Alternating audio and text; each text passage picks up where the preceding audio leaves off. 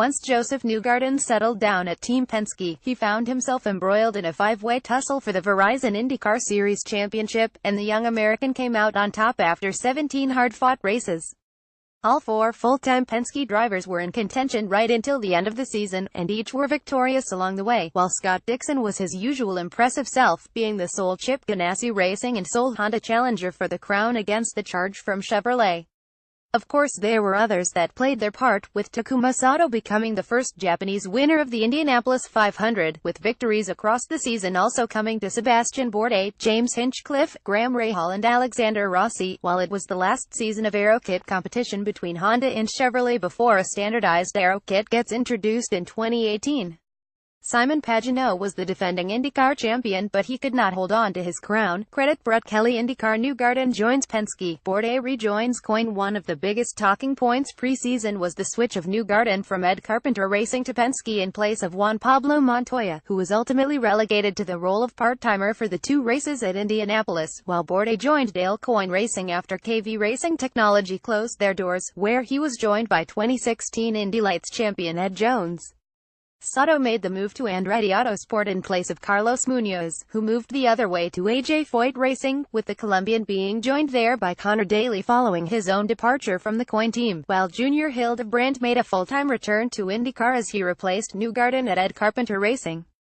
There was also a welcome addition to the calendar for 2017, with the Gateway International Raceway returning to the championship for the first time since 2003, extending the season to 17 races, which began around the streets of St. Petersburg in March and ended 6 months later at Sonoma Raceway.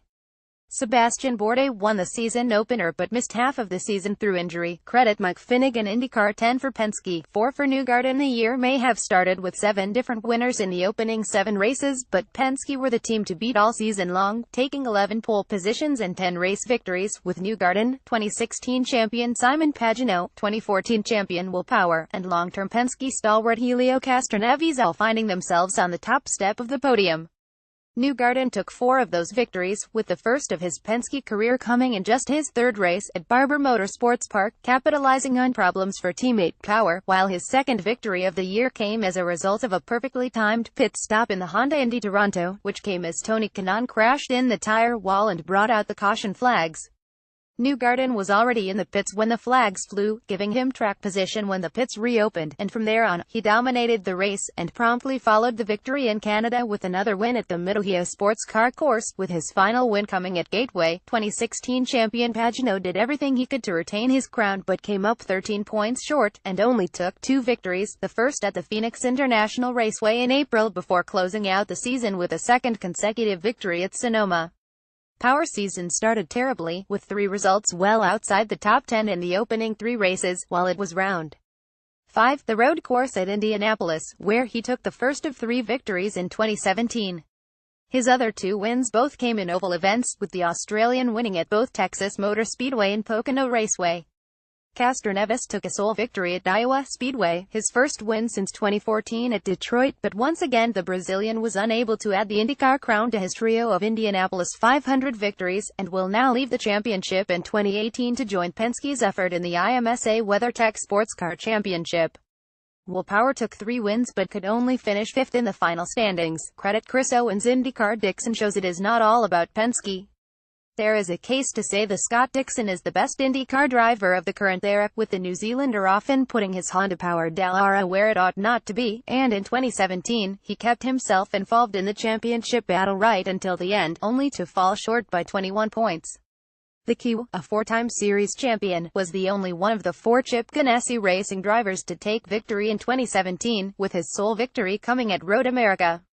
His 6 other top 3 finishes kept him in the hunt, but against a 4-pronged Penske challenge, it was always going to be hard work for Dixon, and although he went into the final race of the season in contention, it was too much for him to overcome. Dale Coyne Racing started the year with a victory, with Bourdais coming through from the back of the grid to win around the streets of St. Petersburg, meaning the team led the championship standings for the first time in their history.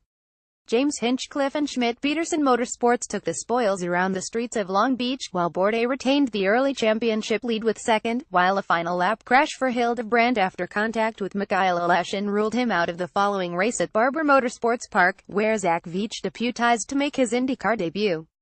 Scott Dixon was the lone Ganassi challenger against the quartet at Penske. Credit Chris Owens. IndyCar Sato takes the big one following a trio of victories for Penske drivers at Barber, Phoenix and around the road course at Indianapolis. 33 drivers took part in the 101st running of the legendary Indianapolis 500, with the headline attraction coming from Formula One, with Fernando Alonso joining Andretti Autosport in conjunction with McLaren.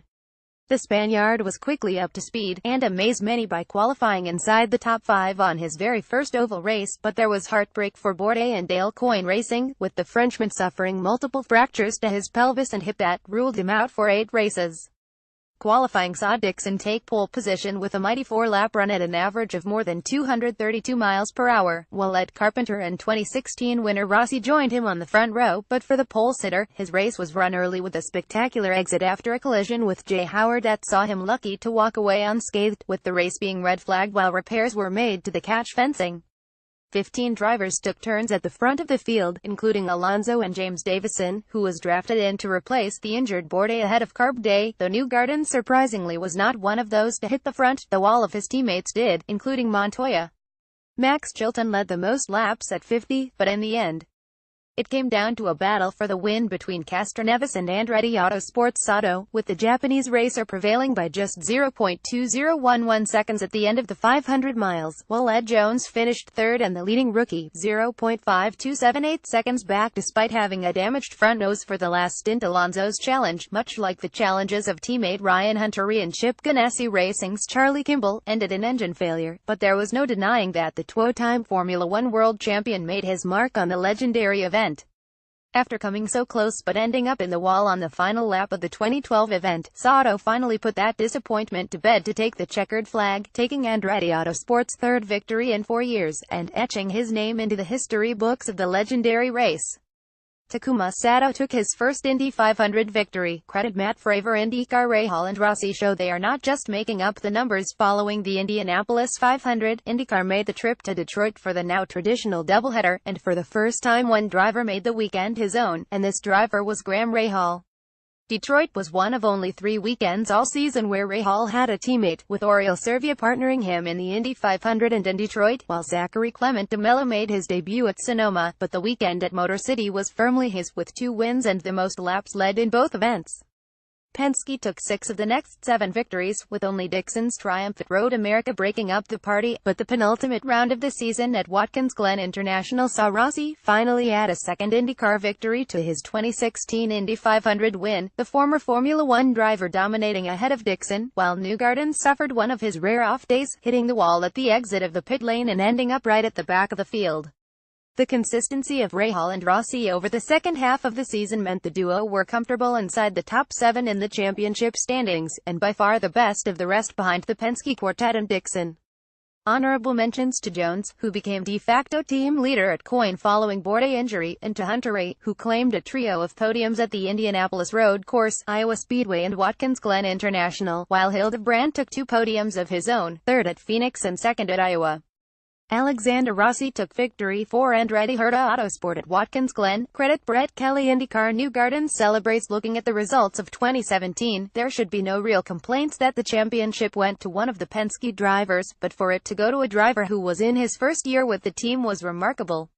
Josef Newgarden has long been a fan favorite, with his personality often showing through, but he let his driving do the talking in 2017, with 4 wins and 5 further podiums helping him clinch the title. Of course there were down moments, such as his Indy 500 performance and his off-key weekend at Watkins Glen, but these were fewer and far between. It took him 2 races to get a podium for Penske and 3 to take a win, and once the confidence was there, he was a contender right until the end of the season. Josef Newgarden, 2017 Verizon IndyCar Series champion. Credit Chris Owens. IndyCar